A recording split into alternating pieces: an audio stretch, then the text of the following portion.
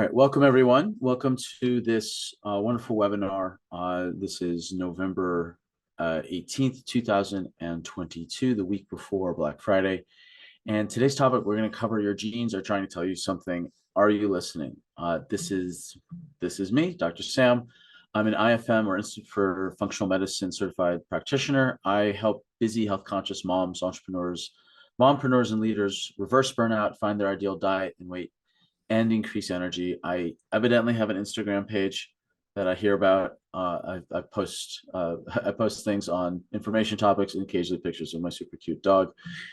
And first off, I'm really grateful that you are all watching this, that you've taken the first step to discover the health secrets that are in your unique genetics. And everyone's genetics is unique. That's part of the deal with having evolutionary variation in our genes to help us adapt to a shifting environment.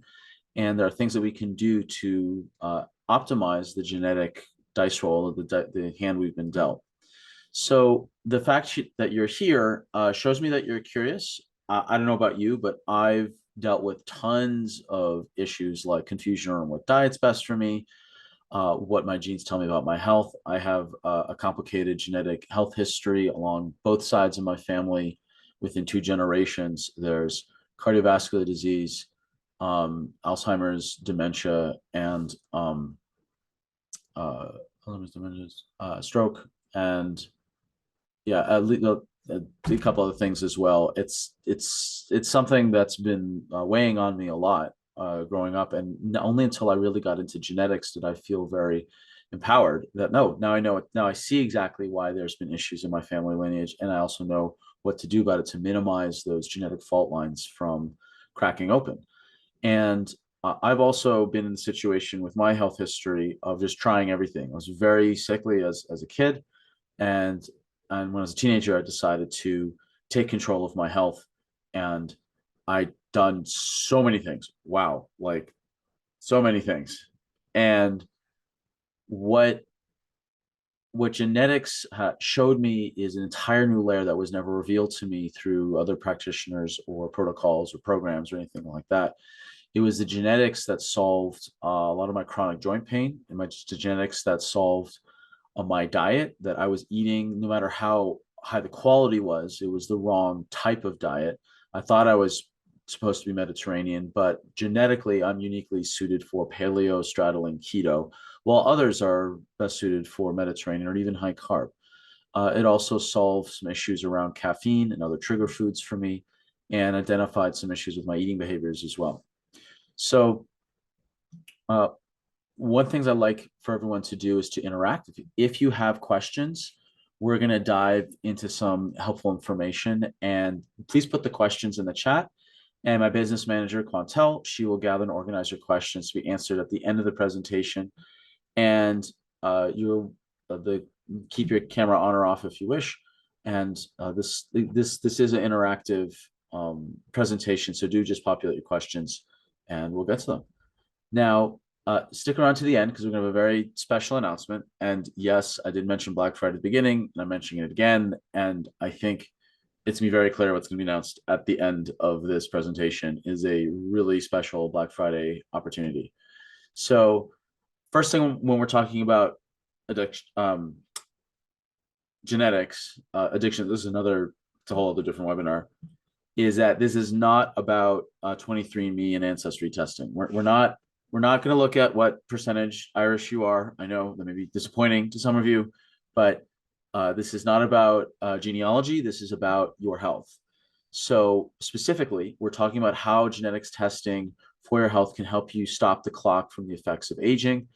We're going to talk about why mainstream genetics tells you very little about your unique genetic predispositions to your health. And we're going to learn about several really, really important things, like the 3 different types of weight gain genetically, how to future-proof your brain, and some of the quote healthy choices may actually be hurting you. I'll give you one example. There's a lot of talk about how healthy coffee is, and it can be, you can shove as much coconut oil in as you want, but there's certain people like me that coffee actually creates anxiety, caffeine-induced anxiety and depression. other foods that we think can be healthy for us may actually backfire. Specifically, for those of us like me who are genetically vulnerable to histamine, high histamine foods can cause a lot of problems. So even like cacao, like and dark chocolate, if I eat too much dark chocolate, I always never knew why I would get headaches and like this itchy feeling along my skin. And guess what? Unfortunately, it's because of my histamine sensitivity. Now, some of you may want to turn off this present, are considering just shutting off right down, because the moment I said anything, oh no, wait, I may not have to have chocolate. And then there's this entire like uh, emotional response, which I totally get. Um, it's not about like learning about your genetic fault lines does not mean a total ban on everything. It means really being honest with yourself, taking stock, and being very judicious and conscious about what you do with your health choices, armed with knowledge. So, pardon me. So what that means is that I can still have chocolate, just I have a lot less. Pardon me, I have to go get some water right in the middle of the webinar. I forgot to bring that.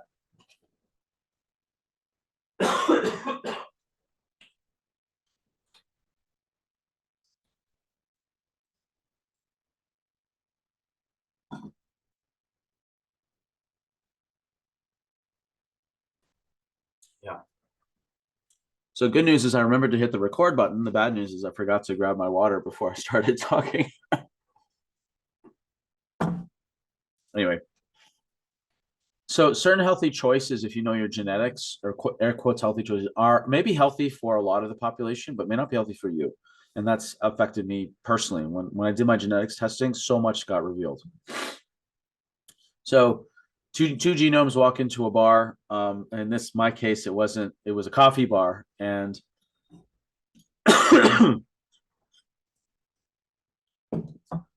um, as I mentioned before, one person's genome, not me, can do great on coffee, and mine doesn't.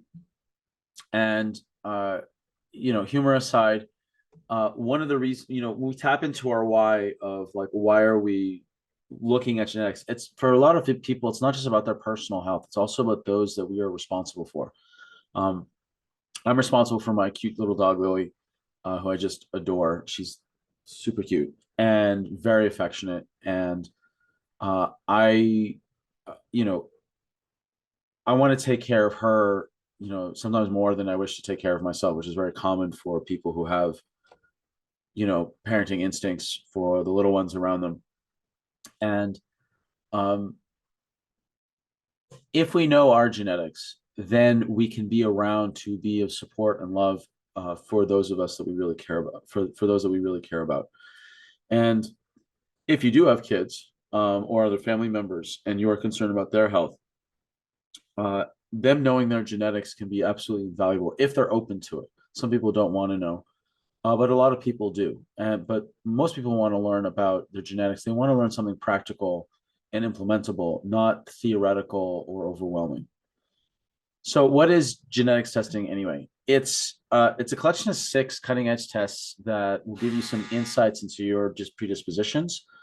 And examples are like, what's your ideal diet? For example, are you keto, paleo, Mediterranean, or high carb? What are your food triggers? Is coffee okay? Is histamine related foods okay? What about salt? What about gluten? What about lactose? Other things. How do you customize your own weight loss? How much of your eating behaviors is actually regulated by your genetics? So, for example, there's certain genes that control whether or not you feel full. And if you don't have those genes, if you don't feel like if you don't have the genes that make you feel full, then what happens is that whenever you eat, you're gonna have whenever you eat, you're not the signal going up to your brain that you're full. Feeling full is in the brain, it's not in the stomach. It's a signal that's sent from the stomach to the brain. And if there's a delay, then you're not going to feel full when you should. So there's a lot that's in the genetics here, including a lot of it around genetics of diet. Now,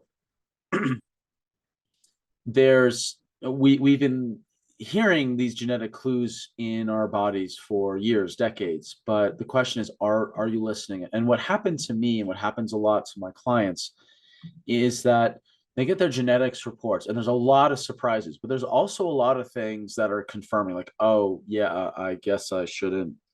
Yeah, I've always kind of known that, and that by itself is invaluable. And I'll give you a very stark example. I had a client when I lived in New Zealand. Alcohol is kind of the national sport next to rugby, and I did a genetics report with a gentleman who was a real estate individual, and I knew he was a closet alcoholic, but it's very delicate to bring these things up. And I was waiting for the genetics report to come back before I would have that discussion. So he came into my clinic and I gave him his report. And immediately, without any provocation on my part, I was preparing myself to have a very difficult conversation. He took the report and literally flipped right to the liver gene section. And I saw that he did that, and I just sat there very quietly, because that was a moment of self-awareness on his part that I didn't expect and I didn't want to ruin for him. So I just sat there quietly. My intuition was screaming at me, just keep your mouth shut, don't say anything, like just be quiet and watch. And he opened to that liver page, and he just stopped, and he just kind of sat there staring at it. And without looking up, he said quietly, I guess this means I have to stop drinking. And after I picked my jaw up off the floor, I said I said kind of in mirrored tones, I said, in your specific genetic case, yes, you have to stop drinking. This is extremely counterproductive for your unique genetics. And then we had the discussion. So it was like he knew, but he needed to see confirmation on paper. And this is the same thing with me and coffee. I was feeling anxious and oh, I guess this is what being in ketosis feels like. But I was really kidding myself.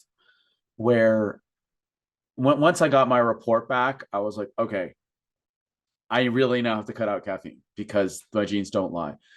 Another caveat that may be interesting, though it says at the beginning, like I really focus on helping moms and entrepreneurs and mompreneurs and etc. I've had, no offense to any of the men listening to this, but it's like I found it's difficult to engage, as a general rule, with men in the functional health, natural health space. Because the vast majority, the statistics are the vast majority of people who invest in their health through natural medicine are women. And what I found when doing functional testing versus genetics testing with my male clients is that, if I did an adrenal test with a man, they'd be like, oh, I was just stressed that day, that test doesn't count, or this, that, like. But when I show genetics testing, that's inarguable.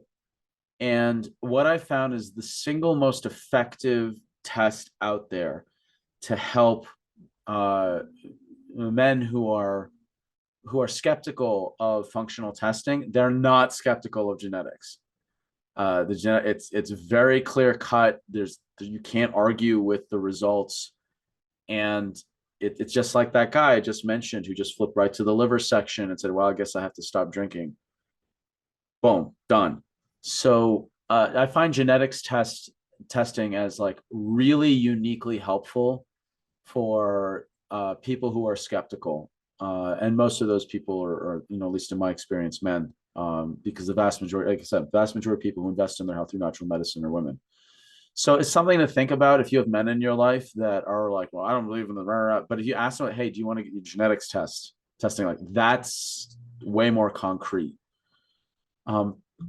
So the how to actually do the test is really straightforward. It's probably the easiest test to do on the planet.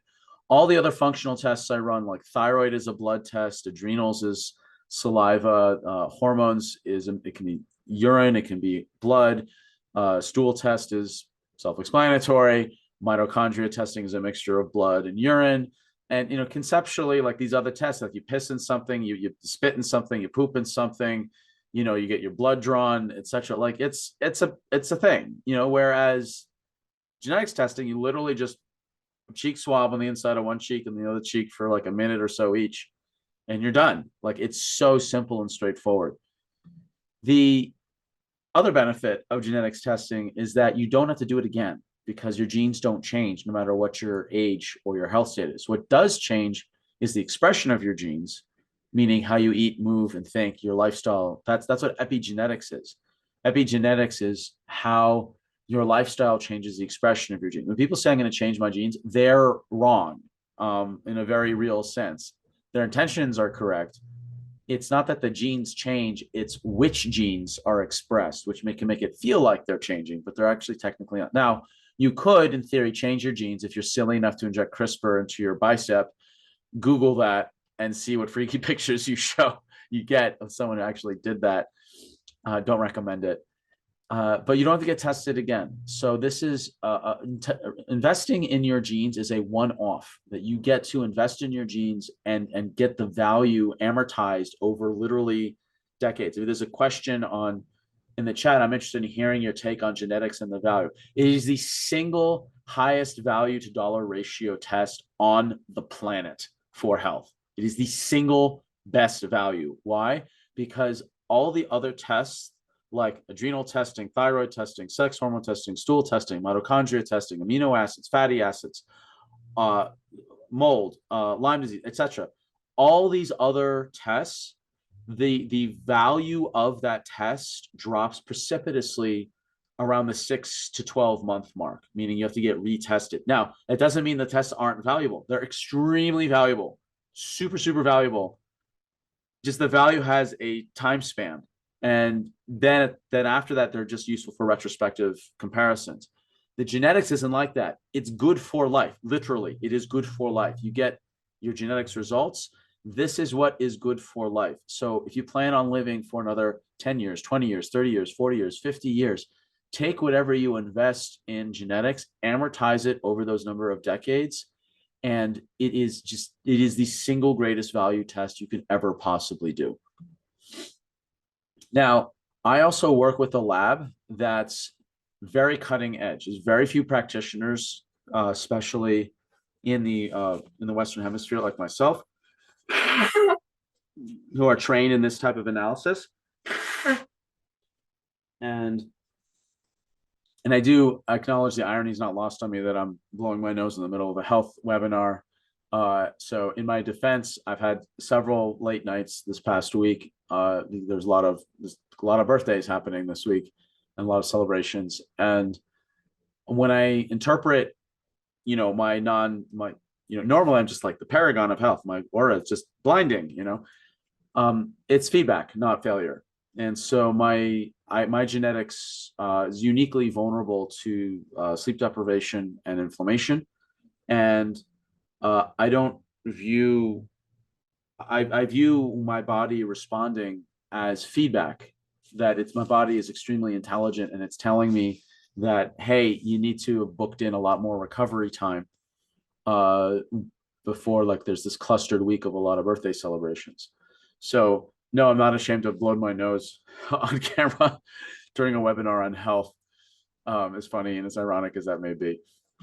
So then there's some people that talk about like bad genetics. Do we have quote unquote bad genetics? And the answer is kind of sort of that you can have your genes have the potential to express in one way or another, and some people's are more likely to express in one way. Like I had this one client that he was overweight, he was drinking too much, he was not feeling well at all, and he had panic attacks and all these other things. And I ran his genes, and his genes were not good. And he was male, international entrepreneur, and he didn't want to do any of the testing except genetics. Because he was like, this is what genetics, the science is real on that. And I was like, yeah, the science is real on the other stuff too, but whatever, I'm not going to sit there and argue. Once he saw his genetics, it was like, okay, here you are. Like, this is what we got to do. So he did what the recommendations were, and this is what he said. At the beginning, I was a bit reluctant and skeptical. Yet after 3 months, he lost 13 kgs or 27 pounds because he's in Europe. I'm in better shape physically and mentally. Quit drinking, improve my diet, and have no more panic attacks. All from Dr. Shay's recommendations based on my genetics results. Thank you so much. Thank you very much, Sam. So Alfredo is super happy, and that came from identifying what his needs were based on his unique genetics. So I to date only in the second half of this year I was dethroned as having I was dethroned from my top spot of having the single worst genetics of anyone I've ever run genetics testing on.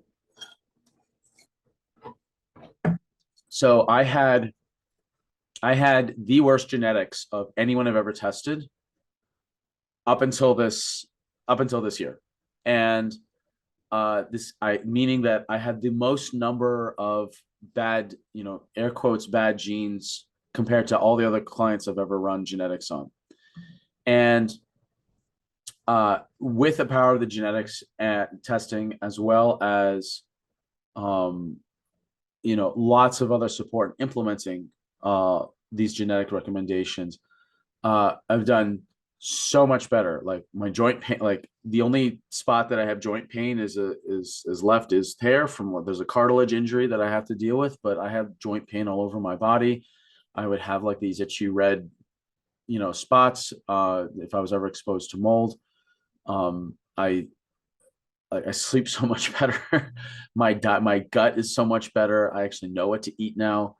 The My mood is way better. I'm no longer like this jittery, anxious, like cartoonish mess because I've gotten off coffee. And I mean, there's so many changes that have happened from it. I'm just picking out the highlights, and I don't want to like seemingly trivialize genetics and oh, if you just do genetics and I'm just going to tell you to get off coffee. That's not how it works. There's some people that coffee is fine. It's just that's one of many, many examples of things to dial in your unique diet. This is a picture of me at the comedy group in Wellington. That's my instructor there, Neil. So I do stand-up comedy as a hobby. This was my first comedy class. It was actually in New Zealand. I now do comedy classes here in Colorado. Again, it's another picture of Lily, who is super sleepy. This is me performing in Colorado, impersonating David Attenborough. This is at a conference with some buddies. Yeah, genetics testing has really helped me a lot. And so one of the main roots of people's lack of wellness is inflammation. And so what I want to do is go in the wrong direction. I think in the wrong direction. Okay. And the whole point of inflammation is to actually protect you. So inflammation evolutionarily, the whole point of inflammation is that if I'm a hunter-gatherer and I am out hunting and gathering, and me and my hunting party are chasing down a really, really large animal that has hooves, horns, tusks, and teeth, and we're trying to take down this animal with a tiny stick, someone's gonna get hurt, bit, gored, mauled, trampled, whatever. And so if I'm out there and I'm bit by this animal, what is a bite? It's a mechanism to rend flesh to cause tissue damage, as well as inject pathogens from the teeth, saliva, germs. So you've got now damaged tissue riddled with germs. And so what inflammation does is it rushes into the injury site and brings in red blood cells to heal the injury and white blood cells to kill the infection. That is the point of inflammation. It is to repair and to kill infections. That's the point. So you do want an inflammatory response. You want a very strong initial inflammatory response to kill the injury, kill the infections, but you don't want it to linger and overshoot. That's the problem. That's when you get too much inflammation. But there could be an advantage to a really, really, really, really, really strong initial inflammatory response that can have the risk of staying around too long. But initially, you can kill the infection quicker and heal the wound faster. So, and all things in evolution are trade-offs. All things trade-offs. All things are trade-offs. So if I'm a hunter gatherer and which I do, have a really, really exuberant inflammatory response, if I get bit, I'm going to heal faster and recover faster than someone in my hunting party who doesn't have the same exuberant inflammatory response that I do. The trade-off is that someone like me with my genes would have a shorter lifespan over the long term because of the risk of inflammatory-based chronic diseases, but I would survive better in the short term from injuries. Whereas the reverse is true for my less inflammatory-prone hunting party member. So that person would be less likely to survive a short-term injury, but more likely to survive long-term health-wise. So that's all things trade-offs. And so it's not that a lot of people have gotten their genetics results like, oh my God, this is so unfair. Why do I have all these terrible inflammatory genes and all the rest? It's like, look, it's not that it's unfair. It's just that you're in the wrong environment to which these genes are ideally suited. So there's not a lot of, like we're living in such a less injury prone environment. I mean, it's almost mind boggling. You just go back to the statistics, even 150 years ago, when 90% of everyone were farmers. And like I lived in New Zealand for a while and I treat a lot of farmers, and there's a lot of injuries in farming. And that's not even hunter gathering. That's just farming. And there's injuries. So yeah, we're just in a mismatch right now. So too much inflammation leads to an inferno, which we would call chronic inflammation. That's bad. Chronic inflammation is very, very bad. And chronic inflammation can lead to stubborn weight gain, or what can be called puffy weight. So there are different types of weight gain, and not everyone who comes to genetics is interested in weight, but a lot of people are, if not for themselves, for others. But it's something that everyone can understand. So even if weight is not your concern, I encourage you to keep listening, because weight is a proxy, like inflammatory. When people take on inflammation, it can express in different ways. Weight is a very, very common one. For me, when I get massively inflamed, I don't put on weight. And some of you are thinking, wait, well, that's weird. Why are you talking about weight? And you're so the worst genes ever. And what, shouldn't you be like super overweight with inflammatory? No, I have other genes that redirect the inflammation elsewhere. I don't put on inflammatory weight. The inflammation goes into my joints, causing massive joint pain. It goes into my skin, causing rashes, and it goes into my brain. And I get really irritable when I'm inflamed. And I also have terrible sleep. I could become an insomniac. So my inflammation doesn't express as weight. It expresses as something different. Yet the understanding around inflammation and the tools that I've done to help myself are similar, not identical, but similar to those that put on response inflammation by putting on inflammatory weight. So the understanding around inflammatory weight, if weight's not the issue for you, that inflammation may be a concern of something else, like it is for me. So that being said, let's look at weight as kind of a way to understand the three major categories, technically seven, but the three major categories of one of the big tests of the 6 genetic tests and the profiles that are run. So there's inflammatory water weight. That's puffy weight. That's the weight that you put on that more exercise doesn't get rid of. In fact, some people do, the more they exercise, the fatter they get. I actually lectured at a genetics conference on this. It's called exercise-induced obesity, which seems super counterintuitive. But really what happens is that when someone is genetically vulnerable to inflammation, what happens is that too much exercise actually becomes pro-inflammatory.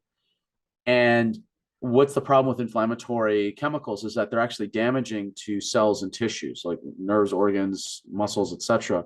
So the body then retains water to dilute these damaging inflammatory chemicals to then do what? Buy time for the liver and kidneys to get rid of them.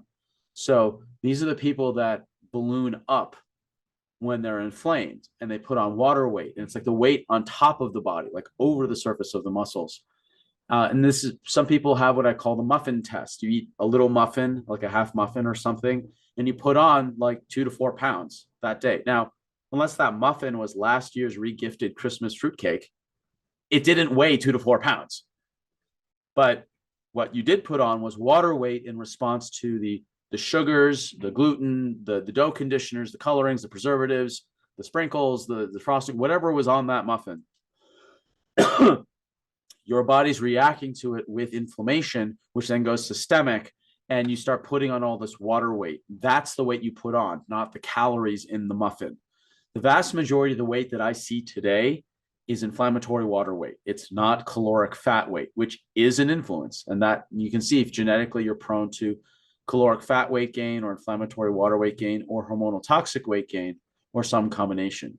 Hormonal toxic weight gain is that you have difficulties detoxing hormones and toxins. And so that then creates the fat cells are the dirty closets of the body.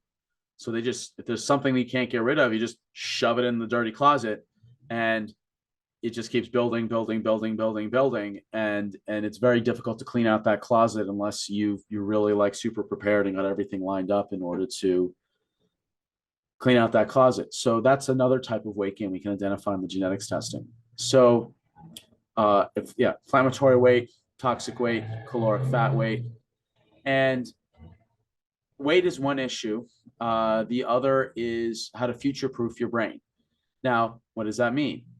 Well, neurodegeneration is a major concern for all of us. My father currently is dealing with dementia. My grandmother on my mother's side died from Alzheimer's and dementia.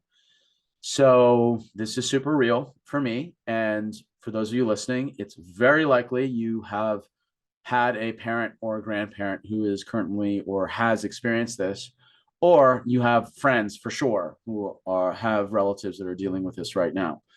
And just to kind of bring it home, there's another term for neurodegenerative diseases like Alzheimer's and dementia, and that is type 3 diabetes.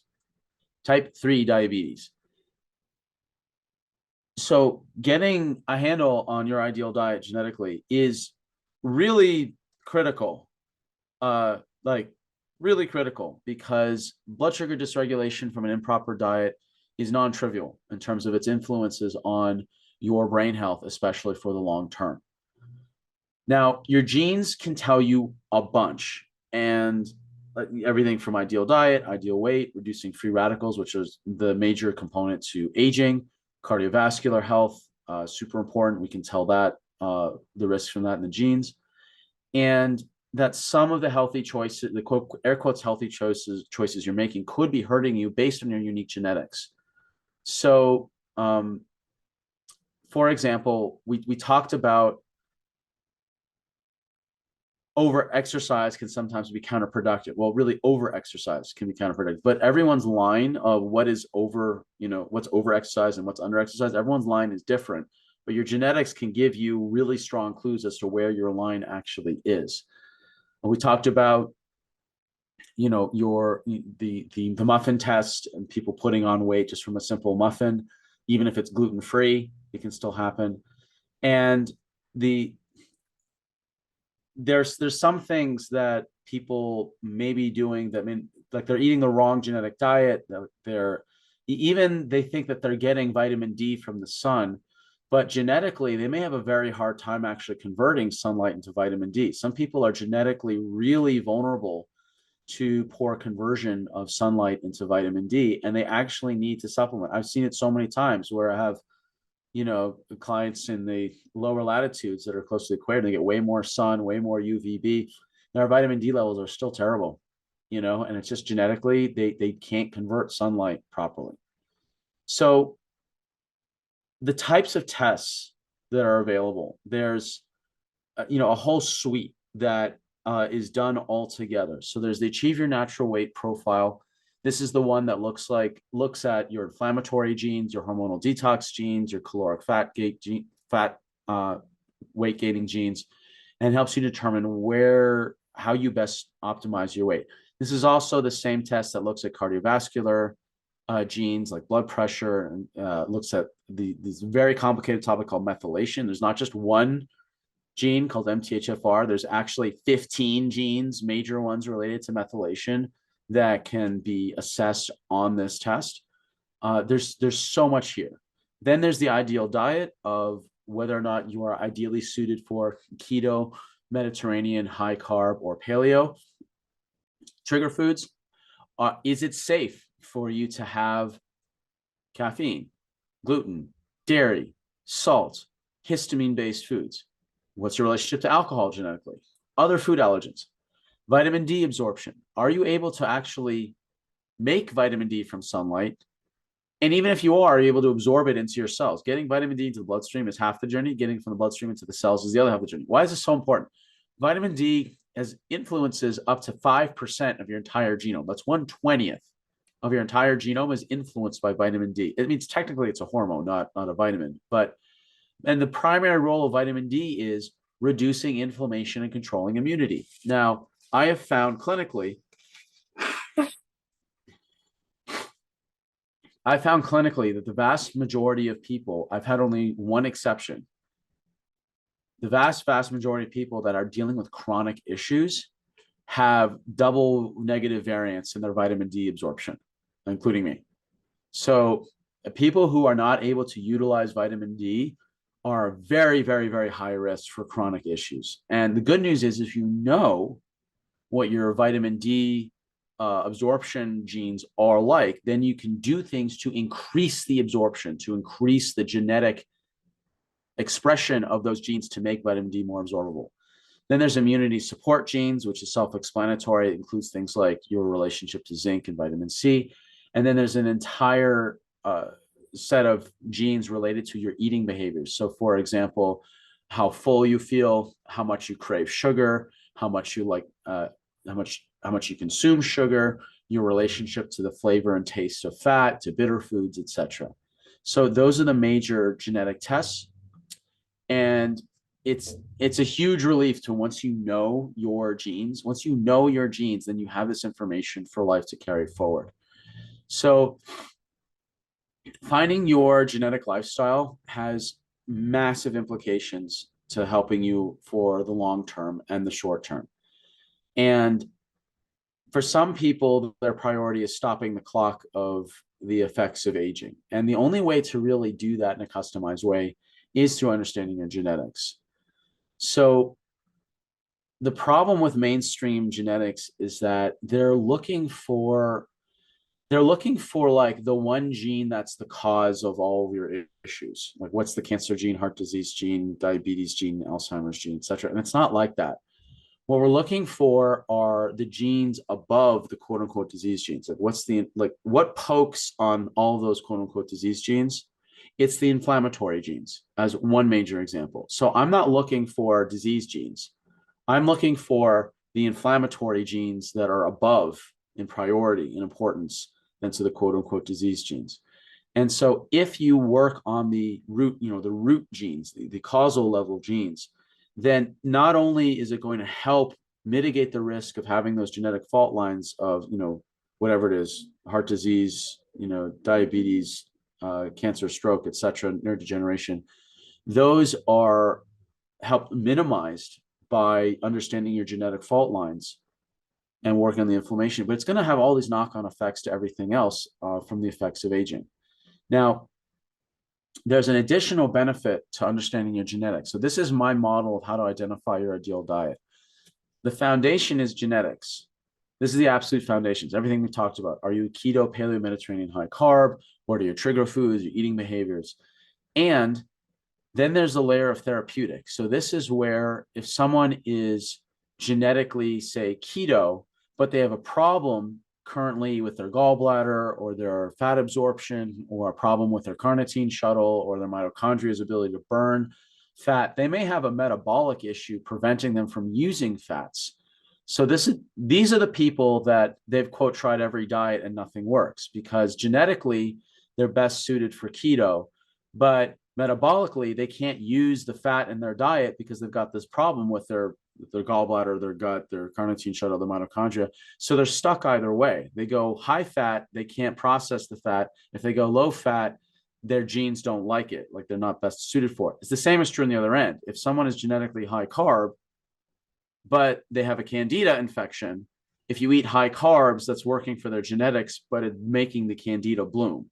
And if they're low carb, they're starving the candida, but they're not eating genetically congruently. So this is what I call If someone is doing their genetics and they hit a plateau, then they've hit what I call metabolic. Their genes are now wrapped in metabolic barbed wire. That this is where the functional testing comes in to identify infections in the gut, the state of your adrenals, the state of your thyroid, the state of your sex hormones, looking at digestive function, looking at mitochondria, looking at all these different things to find out where are your genes being wrapped by in metabolic barbed wire, and so that we can remove the metabolic barbed wire so that you can then go back to your genetic ideal. The other aspect of diet is personal preference. Some of us have aviation themed food trauma from a child. Like, here comes the plane, this, giant Brussels sprout coming right at your face as a child. Some of us have real food preferences that we have to take into account.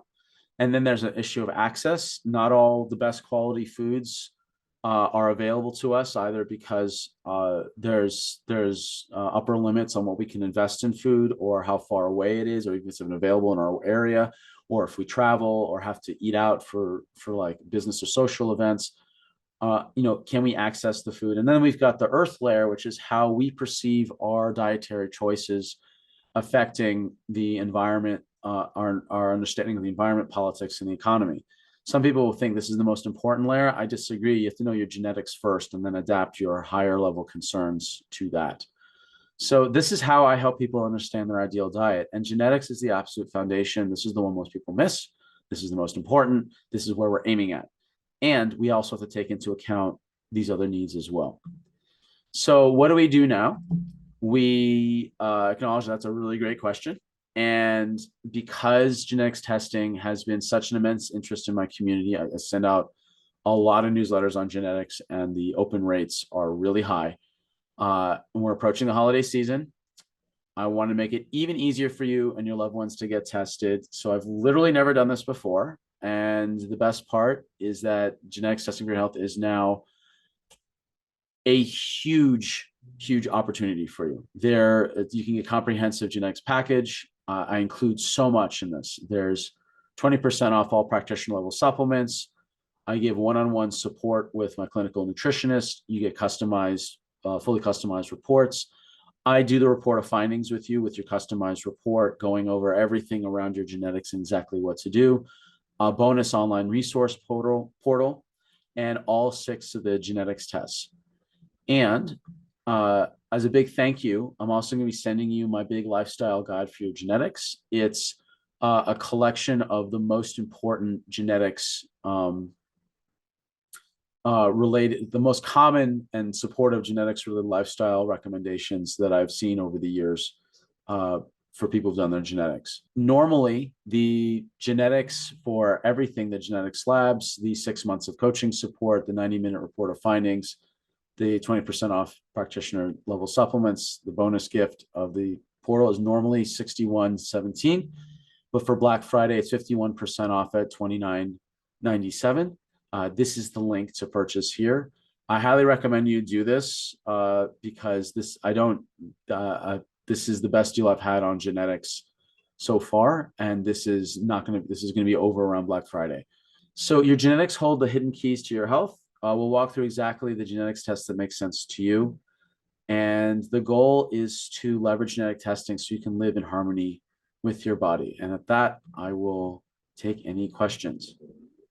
So I see one question in the chat. Could it happen that someone's genetics recommend a different diet than what is commonly recommended as the healthy diet? And if yes, then whose recommendations advice do you follow? Okay, so it's basically asking, what do you do around if the zeitgeist is saying that you need to follow one particular diet, but your genetics say to follow something else? And the answer is, who is the health expert that is telling you? Who is the health expert that is telling you that you need to shift your diet as the healthy diet? Is that person working with you directly, or is that person someone just kind of an author who's a very popular author on the topic? So there is a place to temporarily not do your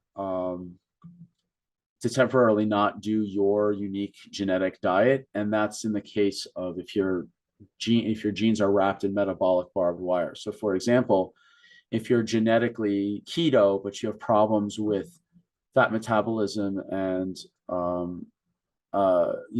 just for whatever reason, then you would want to temporarily not do your ideal diet, not do your genetic ideal diet, because you need to do a temporary therapeutic diet in order to deal with the current acute issue of fat metabolism and then return back to your genetically ideal diet. The same is true if someone's having to deal with candida, that you've got to first deal with the candida, then you can go back to a higher carb diet. So I hope that makes sense, is that you want to be working with a practitioner who can help you guide around the diet. So, for example, all examples agree that gluten is a no-no. Many of them recommend avoiding all grains because it's being told, well, yeah. So all the experts agree that gluten is a no-no, but I don't ever tell someone, I use genetics. I use genetics as a way to personalize people's diet. I put people who are high carb on grains. That's the beauty of genetics. I modified according to the genetics.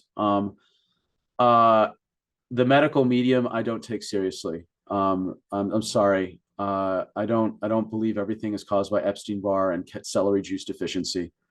He's an excellent marketer, and I don't care how popular he is. There's a massive amounts of blowback from people in the functional medicine community who think that this person is just a complete, he's just taking advantage of everyone's fears, and people have been disgruntled with medical professionals, which is real. I mean, I've been disgruntled before, but I don't believe everything is due to Epstein-Barr and a celery juice deficiency. And if you don't know what I mean by that, then all you have to do is just take 2 minutes to read up on this individual and you'll see why. So, and he also says, he says some really crazy stuff, and basically poo-poos anyone who disagrees with him. And I basically view him like a cult leader. So yeah, I'm not a fan of the medical medium. Any other questions? Okay. So just to review, the Black Friday special includes, it's 51% off. Normally it's $61.17, on sale now for $29.97. And what it includes is 6 months of coaching support. I do the report of findings with you to go over the results of all your labs, access to the online resource portal, 20% off all practitioner level supplements. That's a really big deal. I don't know if I'm sure a lot of people here have spent a lot of money on supplements, but it's a huge discount. And what you're going to get is basically your personalized Rosetta Stone, your personal guide to this roadmap basically for life, for what you need to do genetically. And genetics is the foundation of diet. It is the foundation of health. And thankfully we have the technology available to us so that we can create the health that we want and be available for all those around us we love and care about, whether it's your cute little whether your cute little dog like I do. Where's that picture of Lily? Where'd she go? Or it's for your little doggo, or if it's for your family or your friends, or you want to be around to help your parents, or a mission you have in life, something you want to change in this world. And I really love supporting people with their genetics, because it's just a one and done, that you can, once you get this dialed in, then you have this for life. If there's no other questions, I'll just give another minute for anyone else who wants to populate a question in the chat. Otherwise, we will sign off. And if you have any other questions that come up, please feel free to reach out.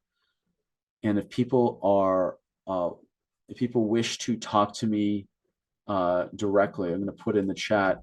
If they have other questions about the genetics for them, I'll just put in the chat. There's a link to connect with me for a free 15-minute chat on my schedule. You'll be talking to me directly, and I'd be happy to help you. Oh, and there's a question about payment plans. So what I do is that if people need a payment plan, that's a direct message. I'll just answer it. Generally, people need a payment plan. I would need half upfront to pay for the labs and all the other externalities, and then the other half is before the report of findings. And so, by the way, let me just talk about the time frame. That the genetics test, the results from the time you send the swabs back, it's going to be about 2 months before the report of findings, sometimes longer, because there's shipping. We send the labs over, and there's supply chain realities we all familiar with these past 3 years. Like it can be 2 months, it can be sometimes even 3 months, maybe slightly longer, not always. But the good news is that the genetics again is for life. So even if there's a little delay, you've got these results for life, and the results aren't going to decay over time with a delay either. So I just want to set some expectations. And that's also one reason why we have the resource portal, where you can get started with the most common things that I found people can do to help with their health right away, so that when we get the results back, it's all sorts of just really great fine tuning specific to your genetics. And yeah, so credit card, I'm just reading some of the private message. Yeah, credit card is fine. We can set up a half payment for you, no problem. Any other questions?